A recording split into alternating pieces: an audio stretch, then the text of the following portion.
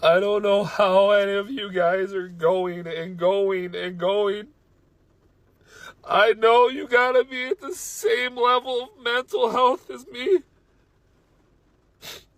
Every day it's something new between the fucking news and the stupid Biden and stupid Trump. And this country fucked. Every day we're spending more and more money. None of us are getting ahead. America is not what it once was. I've got some bad news for people who don't travel internationally. The world hates us, okay? We're not the big dogs. We don't have the clout that we once had. We aren't even like statistically on top of anything, education or anything anymore. The way we live in the United States is not normal. Now, I'm not exactly sure when it happened, but it became crystal clear to me that something is wrong with the United States. I don't know how any of you guys are going and going and going. I know you gotta be at the same level of mental health as me. Every day it's something new between the news and the stupid Biden and stupid Trump. And this country's, every day we're spending more and more money. None of us are getting ahead. The rich people are the ones that are fucking getting ahead. I'm tired of struggling. I've done everything I can. I'm trying to be a good man. I take care of my daughter. I take care of my wife. The best I can. I can't keep going. Every day it's something new.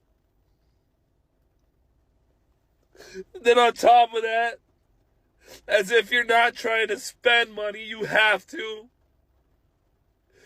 Fucking everything's expensive.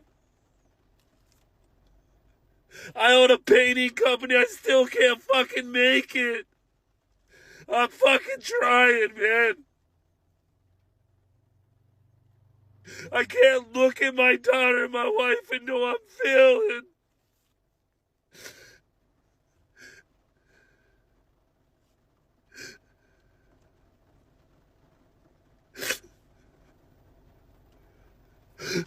I'm fucking done.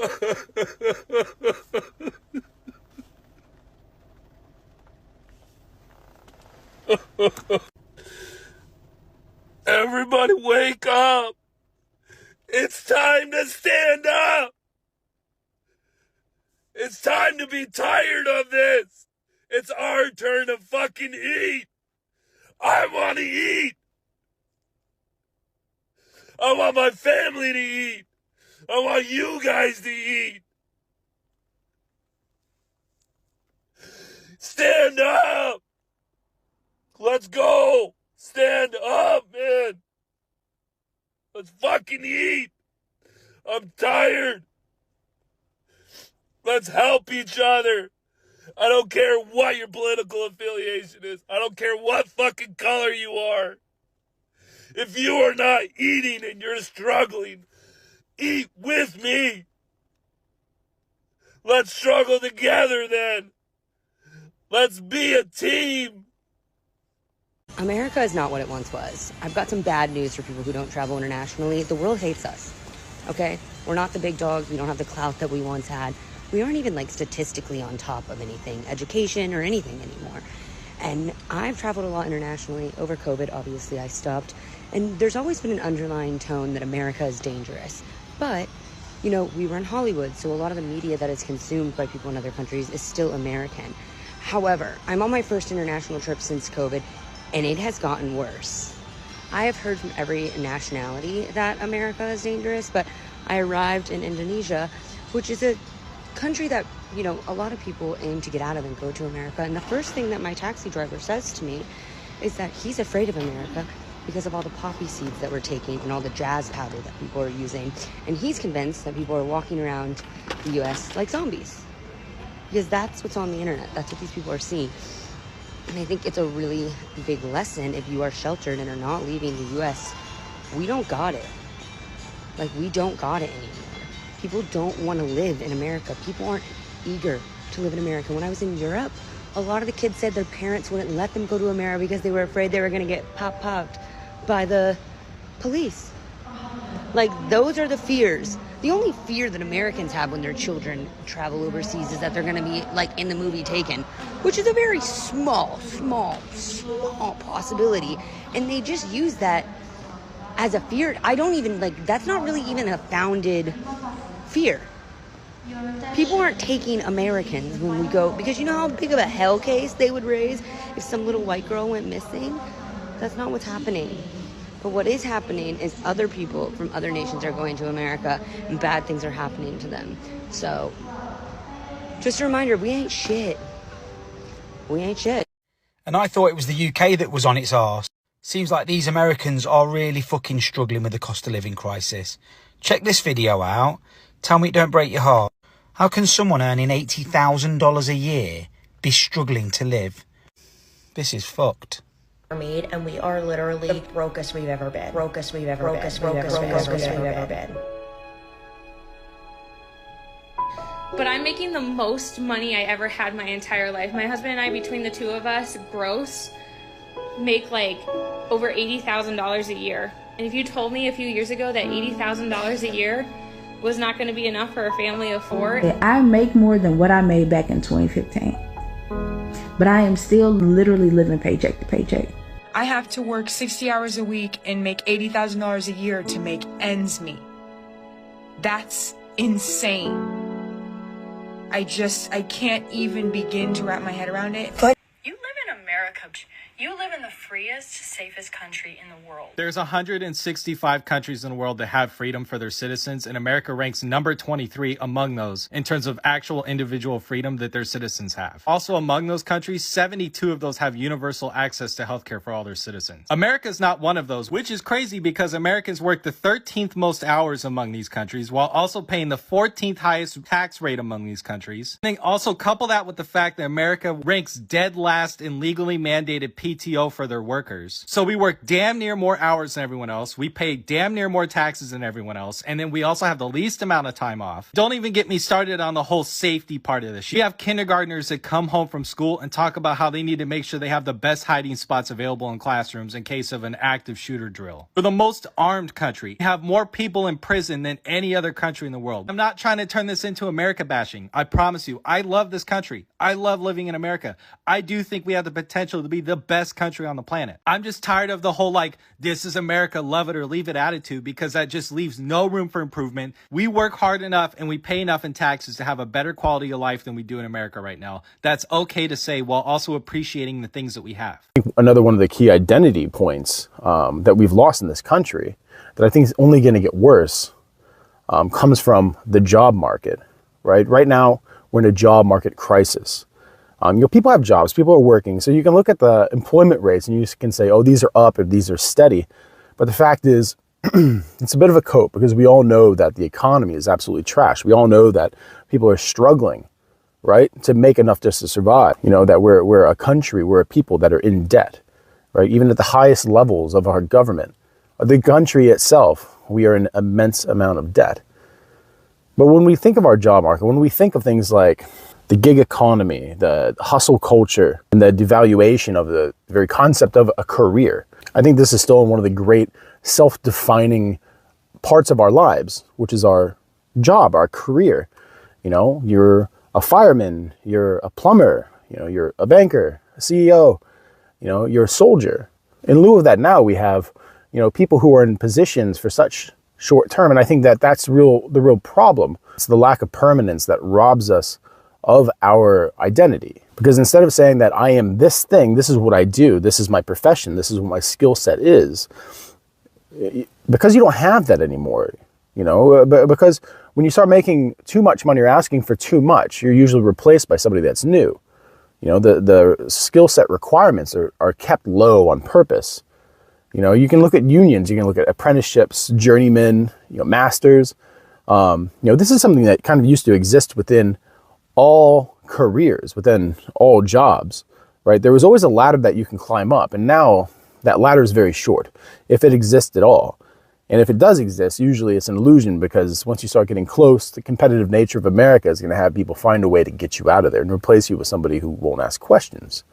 It won't cause trouble, won't ask for anything. And I only see this really getting worse because since we've digitized jobs, we've made people more invisible, right? When we see ourselves working in a job now, where's the reliance on us, really? If we're so easily replaceable, we'll see ourselves as redundant. We'll see ourselves as replaceable. And if we're replaceable, in the end, we see ourselves as disposable.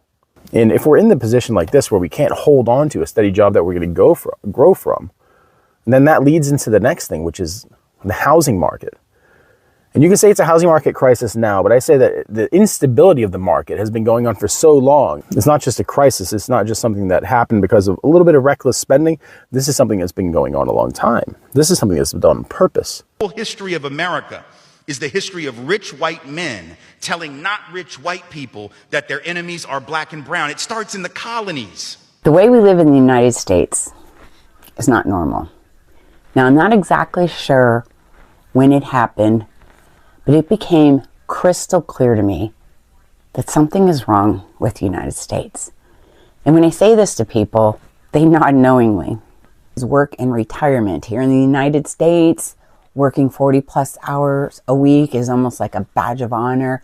And for many, it's a necessity to have one or two jobs, working well into our 60s and 70s. Compared to other countries like the Netherlands and Germany, they have a work week around 35 to 38 hours with lots of time off for vacation and holidays. And they can still afford to retire successfully. They do not need to work late into their 70s as they have the money needed from working. So what does this mean?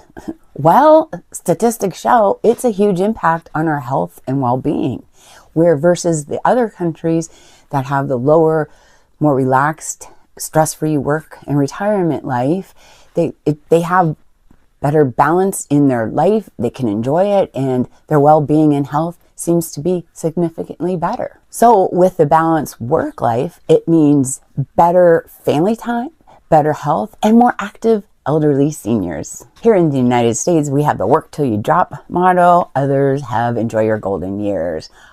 I think it would be great if we could look into what other countries are doing. So as we retire, we have plenty of finances, don't have to worry about a place to live or becoming homeless or relying on other family members, and have the health to enjoy these fun activities in our senior golden year. Citizen for almost 9 years now, and I have to say that me as an immigrant who's grateful to be in America, I face a lot of anti-America rhetoric. There's truly not a single day that has gone by in the last few years that I have not woken up and at some point during the day been grateful that my family moved to America when I was a kid.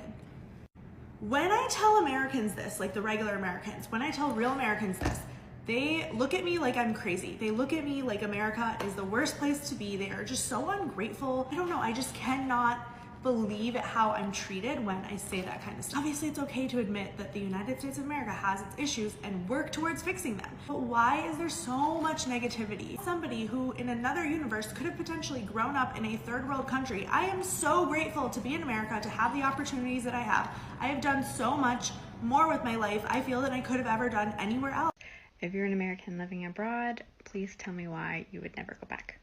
Because I don't have to worry about affording my health insurance, because my kids can go outside and play without me having to worry because the crime rates are so much lower, public transportation, 30 plus vacation days a year, so much paid paternal leave, because my son is now bilingual and working on becoming trilingual, because I'll save $100,000 in my son's paid university tuition, because I no longer have to worry about my own student loans, because even though I live in the most religious state, I'm not shamed for being atheist.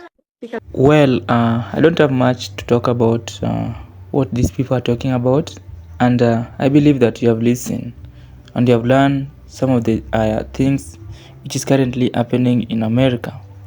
Now, when you come to reasons why a lot of Black Americans are moving to Jamaica, moving to Africa, it is simply because of the economy, which I believe you know.